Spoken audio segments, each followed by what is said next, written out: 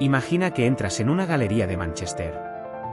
Es una mañana cualquiera del siglo XX, o del XXI, da lo mismo. Y de pronto, en medio de paredes cargadas de marcos dorados, algo te detiene. No sabes exactamente qué. Quizás es el verde profundo del agua. Quizás es la blancura de esas pieles que parecen emitir su propia luz bajo la superficie. O quizás es la mirada de ese joven, que no te mira a ti, sino a ellas, con una expresión que contiene todo a la vez, el deseo, la fascinación, y el presentimiento de que algo irreversible está a punto de ocurrir. Ese cuadro se llama Hylas y las ninfas. Lo pintó John William Waterhouse en 1896, y hoy, más de un siglo después, sigue generando conversaciones que van mucho más allá de la pintura. Conversaciones sobre el deseo y el poder, sobre lo que elegimos mostrar y lo que decidimos silenciar, sobre la mirada y a quién pertenece.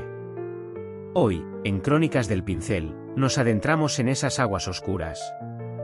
Y te garantizo que, al salir al otro lado, ya no verás el cuadro de la misma manera.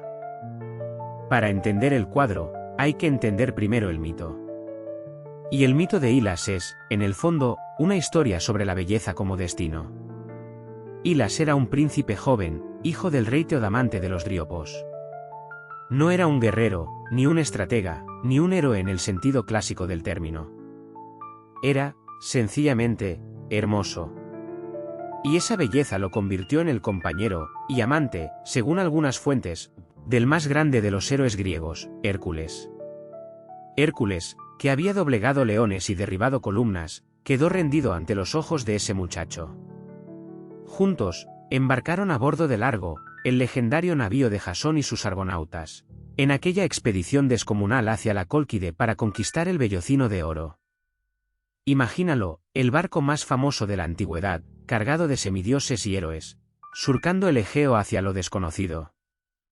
Y entre todos ellos, Hylas, sin ningún talento especial salvo el de existir con esa gracia que desarmaba a cualquiera que le mirara. La parada en Misia lo cambió todo.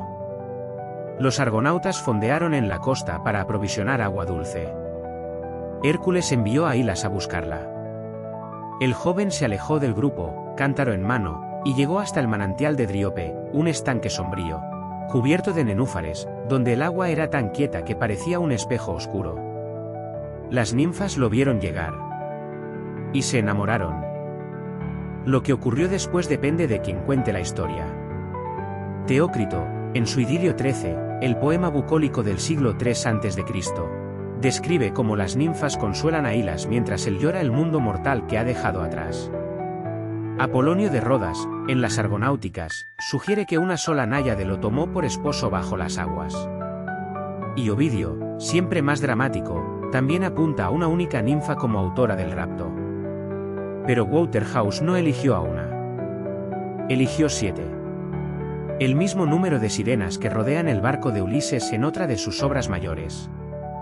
Porque Waterhouse entendía algo que los poetas griegos quizás pasaron por alto, que la seducción, cuando es verdaderamente poderosa, no tiene un solo rostro. Tiene muchos. Todos iguales. Todos distintos. Hércules buscó a Hylas desesperadamente. Lo llamó por toda la orilla hasta que su voz se hizo eco entre los árboles. El Argo zarpó sin él. Y Hylas permaneció para siempre en las profundidades, inmortal y desaparecido, convertido en la ausencia más hermosa de la mitología griega. Ahora hay que hablar del hombre que eligió pintar ese momento. Ese instante preciso en que Hylas todavía está en la orilla, todavía puede volver atrás, pero ya no lo hará. John William Waterhouse nació en Roma en 1849. Hijo de pintores ingleses que vivían en Italia copiando maestros del Renacimiento para los turistas, creció entre el mármol clásico y las ruinas del imperio. Su familia lo llamaba cariñosamente Nino. Y ese niño que de pequeño insistía a sus compañeros de escuela en que los soldados romanos habrían ganado cualquier batalla, se convirtió en uno de los pintores más populares de la era victoriana. Llegó a Londres en 1854, se formó en la Royal Academy of Art desde 1871, y algo curioso, antes de pasar a la pintura, estudió escultura. Ese detalle, aparentemente menor, lo explica todo. En sus cuadros, los cuerpos no son planos.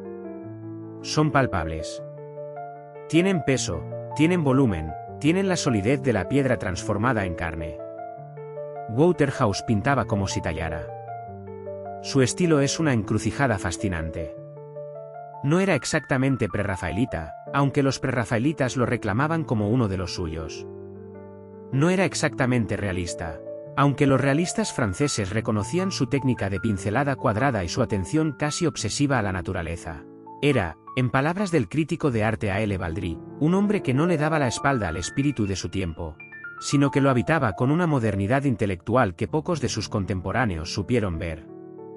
Lo que pintaba eran mujeres.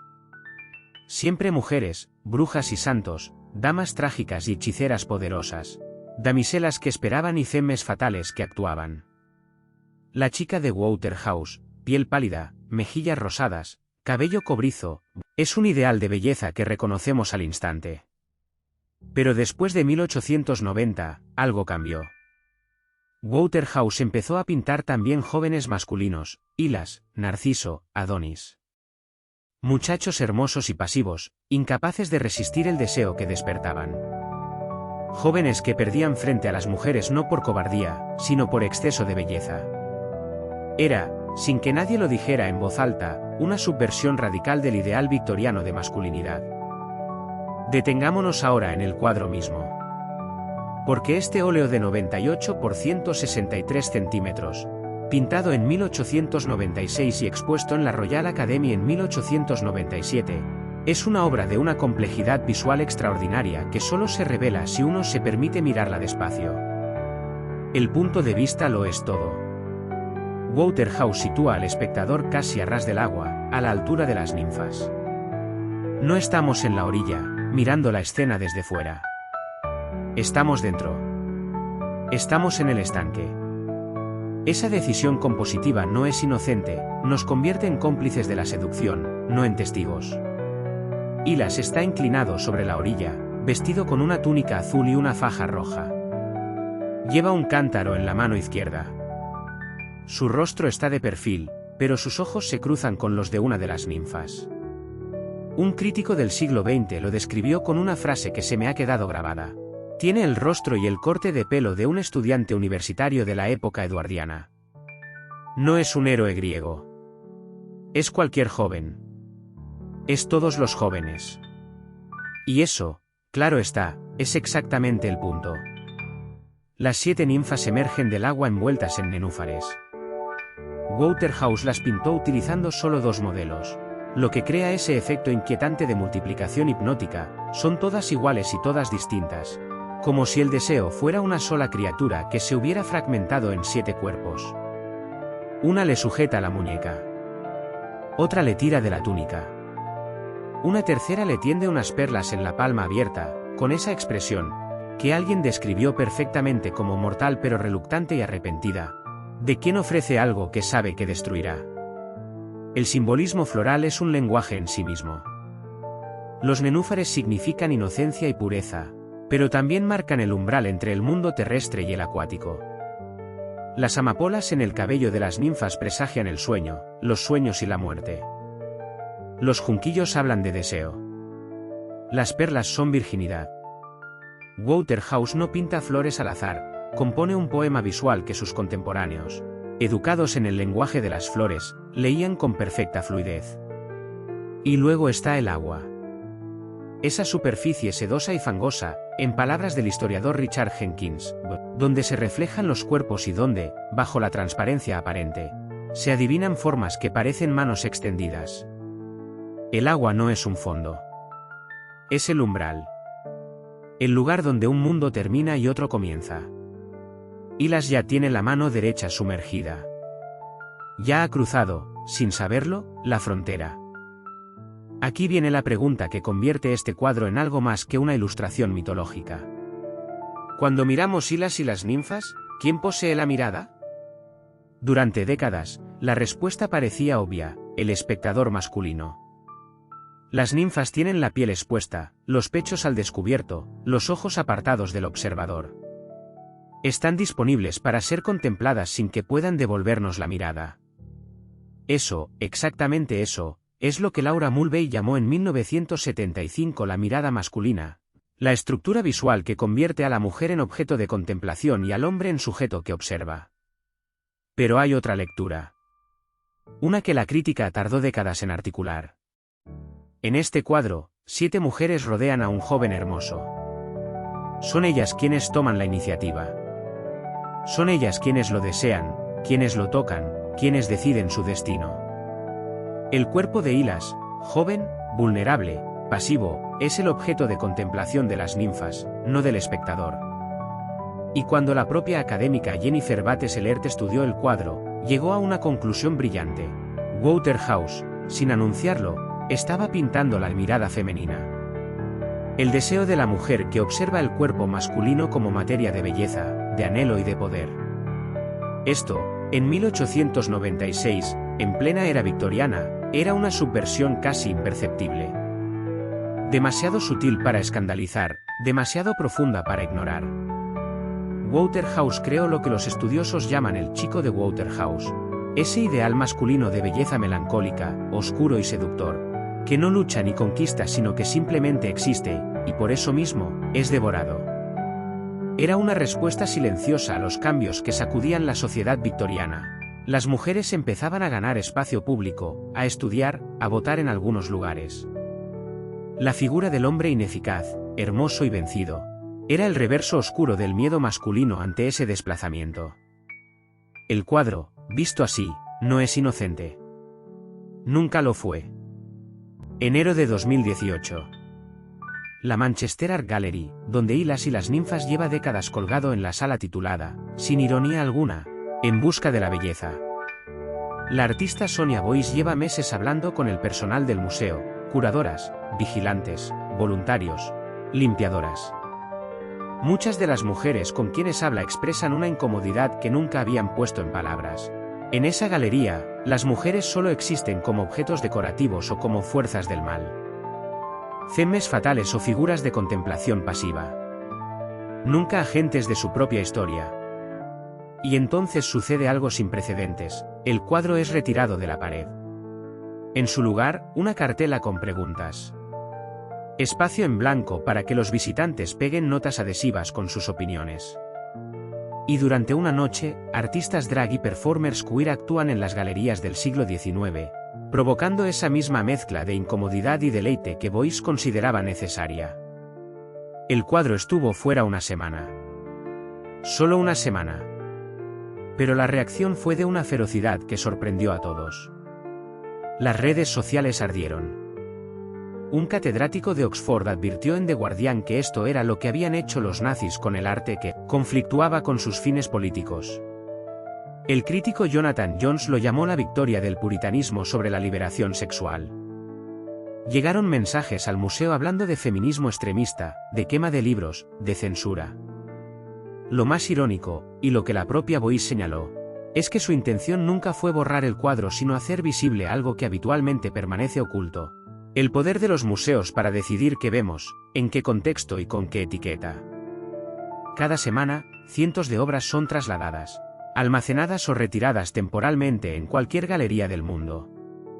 Nadie protesta. Pero cuando la decisión es explícita, cuando se nombra, cuando se convierte en un acto de reflexión pública, entonces el orden simbólico se siente amenazado. El cuadro fue reinstalado a los 7 días. Y la obra de vídeo que Boyce creó con el material de esa noche, Zigzags, se convirtió en parte de su retrospectiva en la misma Manchester Art Gallery. La polémica había generado, al final, exactamente lo que buscaba, que un cuadro visto miles de veces sin pensarlo demasiado se convirtiera, de repente, en motivo de conversación nacional. Hay algo que me parece extraordinario en esta historia. Waterhouse pintó a Hylas en el preciso instante anterior a la desaparición. No el rapto. No las profundidades. El umbral. El momento en que todavía hay dos mundos y todavía existe la posibilidad de elegir, aunque en realidad ya no la haya. Y eso es, creo yo, lo que hace que el cuadro permanezca. No la belleza técnica, que es indudable. No la mitología, que cualquiera puede leer en un libro. sino esa tensión específica, ese instante suspendido entre lo que se es y lo que se está a punto de convertirse. Todos hemos estado alguna vez en esa orilla. Waterhouse murió en 1917, sin haber explicado nunca demasiado sus cuadros. Era conocido por su reserva, por su vida privada casi invisible, por dejar que las obras hablaran solas. Y vaya si hablaron. Lo que no pudo imaginar es que un siglo después, su pintura seguiría dividiendo salas de conferencias, generando tesis doctorales, encendiendo debates en redes sociales y provocando que una artista contemporánea la borrara de una pared para obligar a la gente a preguntar por qué la echaba de menos. Eso, en el fondo, es la medida de una obra maestra, no que todo el mundo la admire, sino que nadie pueda ignorarla. Hilas y las ninfas sigue colgado en Manchester. Y las ninfas siguen mirando, con esos ojos de calma siniestra que describía Rose Sketchley hace más de 100 años. Fríos y extraños ojos de deseo. Y Hilas sigue inclinado sobre el agua, a punto de perder el mundo que conoce. Y nosotros seguimos mirando. Y siguen sin ponerse de acuerdo sobre qué vemos. Eso es todo por hoy en Crónicas del Pincel. Si este episodio te ha movido algo, ya sabes lo que hacer. Y si conoces a alguien que no sepa quién es Waterhouse, ya tienes una historia que contarle. Hasta la próxima.